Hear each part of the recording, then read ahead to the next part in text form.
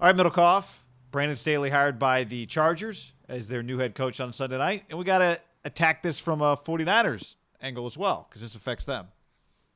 Yeah, I mean, last I checked, guy, and they were saying it nonstop on the broadcast, number one defense in the league. And it's not just doesn't just impact Kyle Shanahan when he's playing them, right? They play 14 other games beside that, which they've had more wins than Niners 3 of the last 4 years. So that does matter. Sean McVay just lost, I'd say, a pretty key member of his staff. And a hell of a find by him. We'll see if he can duplicate the magic of finding Brandon Staley. Before we get into it, though, subscribe to this YouTube channel. I'm Guy, that's John, and give this video a like. Yep, like the video, podcast below in the description. Get on that and tell your friends. So as of the moment of this recording, I'm calling this good news for the 49ers, provided that Brandon Staley doesn't hire Mike McDaniel as his offensive coordinator. But good news for the Niners that they lost Saleh. McVay's got to replace the DC too. I would say the major difference, the 49ers have been preparing, or at least in Kyle Shanahan's mind, since last year. Like, it had to cross his mind, I guess, before that Minnesota game when I remember there was like tweets like he's going to be the next coach of the Cleveland Browns. It's like, damn, they're going to have to get a new defensive coordinator. Now, it ended up not coming to fruition, but I don't think DeMeco Ryans, he made that decision the day Saleh officially got the Jets job, right?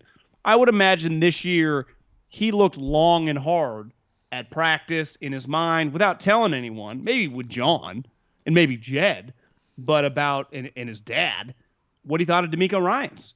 And so to me, he kind of got a year to evaluate him from a different perspective, probably. I'm guessing he told Robert Saleh, this might be the guy that replaces you, so get him ready. That too, And Sean McVay, I wouldn't say Brandon Staley was like some diamond in the rough like a draft pick would be because he was working with Vic Fangio. But still, like I wouldn't say he was on the tip of everyone's tongue. He had only been in the league 3 years before McVay hires him.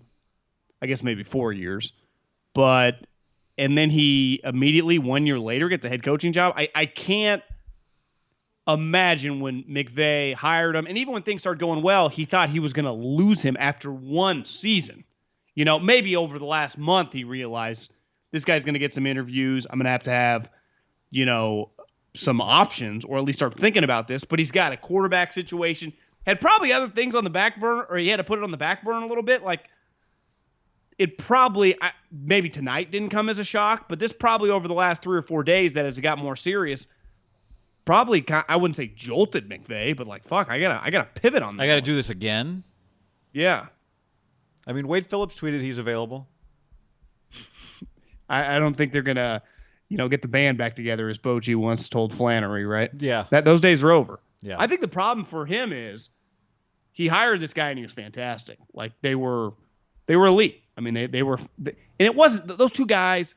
Me and you could be coaching them, and Aaron Donald and Jalen Ramsey are going to be good. It was these other guys. Their secondary guy is fantastic. A bunch of guys that I wasn't that familiar with. Their safety plays good. Their corner plays good. If you can get good DB play, you are so far ahead of the game in the NFL. Most teams, their defensive backs are just not that good. And that's why you're watching the Bills. The guys are picking it off. You're like, damn, they got good DB play. You have good DB play. The Niners did a year ago. Your defense is going to be top notch. And losing this character, man, not an ideal thing for McVay, because again, it's not like he has 20 years in the league to go off of. Like, that last year was probably an intense moment. He essentially fires Wade Phillips, and then he just nails this no-namer. Like, I usually don't go 2 for 2 in those type of situations. Yeah. No, and that to me is the heart of this, right? Like, you say, oh, well, it's good for the Niners. Yeah, as if they need a break against the Rams. The Rams have not been their problem, right? They beat them twice this year.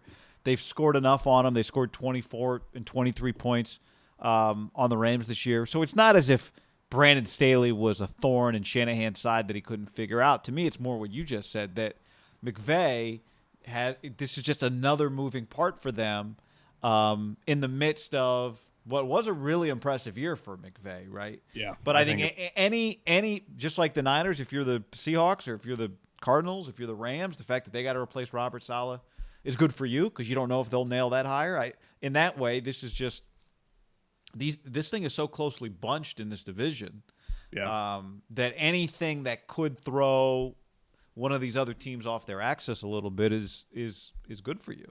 Well, how about this? The Niners, had the most seamless transition. 3 teams, and that they're chasing. I don't count the Cardinals. I know they're kind of in their way, but we saw like push comes to shove, the Niners can beat Arizona, straight up, and they have a better coaching staff. Like I think we all agree that's the worst coaching staff in the division. Pete just did his classic, like, this guy was throwing a little too much for me. Fired Brian Schottenheimer. They need to get an offensive coordinator, which is the one thing that is the most important. Like, him and Russ and just working together, like that's a question mark. And McVay is losing kind of this shooting star now. That does he have another guy lined up? Do you remember Mike Gundy years ago? Yeah, Was tired of getting offensive coordinators poached, and finally went to he just opened up like ESPN.com 1AA and went to the top offense and just started doing some research and then hired this random guy. Now that guy isn't he now? Yeah, but he's now big time. I think he might be a head coach somewhere. But I wonder if you're McVay, your defense is going to be good next year. You are kind of a stepping stone for that guy. I think the 49ers could see if their defense is good again next year. D'Amico, Young, he just has way more NFL experience than Brandon Staley, even though he was playing when this guy was coaching at D1, D2 or whatever. Was it Mike Urich? Is that the guy? Yeah, that's the guy. Where's he? Mike Urich. I feel like he's at a Marshall or the Marshall Marshall because that guy just stepped down. Yeah, Doc Holliday, Arkansas State or something like. No, that's it's Liberty. Urich is the OC at Penn State. OC at Penn State. Yeah. After he was the passing game coordinator at Ohio State. Yeah, so he left him for Ryan Day. Yeah, I mean, look, it might be now. McVay's had great success, more sustained success than Shanahan has had. But the problem with becoming the guy that everyone wants your assistant coaches is that everybody wants your assistant coaches. Is it like you said? What if D'Amico Ryans is really good, and the Niners are really good on defense? It's not inconceivable that the Niners will be really good on defense next year. Now they got a lot of players they got to replace, but they do have Bosa coming back. So it is maybe a little bit of a preview. Again, we'll see Mike McDaniel. Now you said maybe there's a non-Mike McDaniel option for the Chargers, which would make some sense, but just keep their own staff. I've heard Mike Lombardi say this about coaching hires, and he calls it an elected position. It's not like you get the right people to vote for you.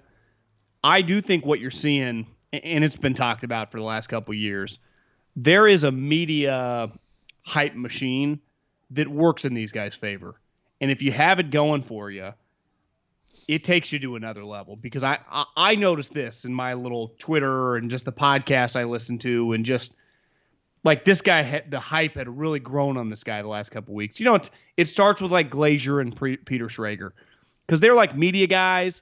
But I think the owners and GM view them as media guys that are boys with a lot of the GMs and the head coaches, and they kind of Glazer, when he says something about a Sean Payton or McVay guy, he knows, and Schrager just goes to dinner with all these guys. They're actually more respected in NFL circles than a lot of Rap Sheet just feels like he's getting everything from an agent. And I like Ian. I'm just saying that's how I think a lot of football guys view him, where it's damn, what's Schrager, what did Andy tell him, or what's Veach, or what's Pete Carroll telling him?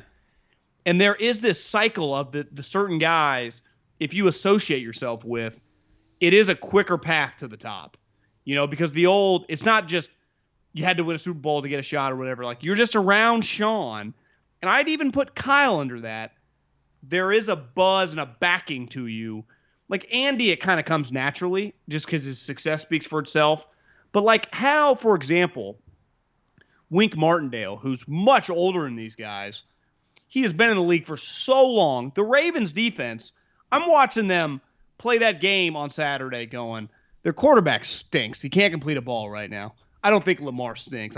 He's grown on me. He's just passing struggles. But that defense is keeping them in this game. This guy's resume is worked for Al Davis. He's been with Harbaugh for everyone. You see Jim Harbaugh just hired some of his guy to be his defensive coordinator. Urban Meyer was trying to hire their defensive line coach to be his defensive coordinator.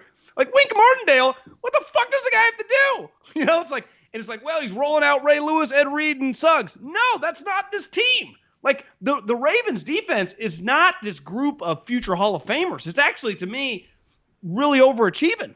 And but I can't even get an interview. And because I don't think John Harbaugh spends too much time. Like, and I like Schrager. I'm not even trying to talk shit, but like, I got to make sure Schrager's on my guys, or there is something to that. And I'm not even talking the race stuff. I'm just talking the person with the right guy. Like Dan Campbell guy. How could possibly that guy get a head coaching job? Yeah, but he doesn't fit. I agree with the other stuff you're saying. Dan Campbell doesn't even fit into that category because no one's promoting Dan Campbell. I know. And in fairness to Dan Campbell, like he's been with Sean Payton for a while. That doesn't hurt. Yeah, I mean, I think, and you and I have talked about this. I just think there's something to Sean McVay and Kyle Shanahan right now. There's a media hype behind them. But there's no question about that. But I think part of that is like, and you and I have talked about this with any job where the hiring is public, where it's a public job. There is something to be said for how does the person doing the hiring want to be perceived? Right? People love, quote unquote, rising stars, hiring rising stars. You're on the cutting edge. And right now McVay and Shanahan make that very easy. Now, is that Telesco's MO? Doesn't feel like that's Telesco's MO. Right? Maybe it is the Chargers' MO, kind of splashy. Like you said to me, maybe the Chargers got stuck. Maybe all of a sudden this job that looks great, some candidates they liked decided they were going somewhere else, and now what do you do? Well, if we're going to be flipping a coin, we might as well swing for a guy that has some hype out there because you don't get – because here's what I would say about that, right, is you don't – it's a big swing, but to your point, like if people have been pushing this person, it doesn't feel like you're doing something crazy. Yeah, and let's 100%. And let's say I was Telesco's cousin. I wanted to defend him. I'd go, well, because I was thinking this on Saturday. LaFleur is coaching against McVay, and it goes back to when McVay used to be the third wheel with LaFleur and his wife, where before LaFleur used to live with Robert Saleh. Like these guys and LaFleur's brother and McDaniels and Kyle, like they kind of are taking the league by storm. Like you look at them all, they're all successful, right? So it's not – they just got some shots that weren't warranted. No, they've gotten their shots, and they've unloaded the clip on a lot of people, kicking the shit out of people. So it's like, yeah, maybe that group of guys was just a high-level group. Kind of been the opposite of the Belichick tree, I'd say, to this point. Yeah, because I wonder if there's a personality to those guys that there's a human element to them. The feel when you see they do some throwback clips, some of the pictures, and you read some of the stories, you're like, he's probably a pretty easy group to just sit back and have a beer with. If you were a player, if you were a normal guy, like they don't feel that caught up in themselves like some of those, the Patricia crew. Yeah. Bill O'Brien. It's like fucking relax. We're not, SEAL Team 6 here, guys. So then maybe McVay's got another guy. Yeah, I mean, maybe he does. I've already talked myself into it. But I don't know. I guess I don't know this guy, but Wink Martindale. He's never going to get a shot. I think he's pretty good, clearly. Feel bad. Like, what is he thinking tonight? Like, damn. Yeah, well, actually, Louis Riddick brought him up too, remember? I know. He's kind of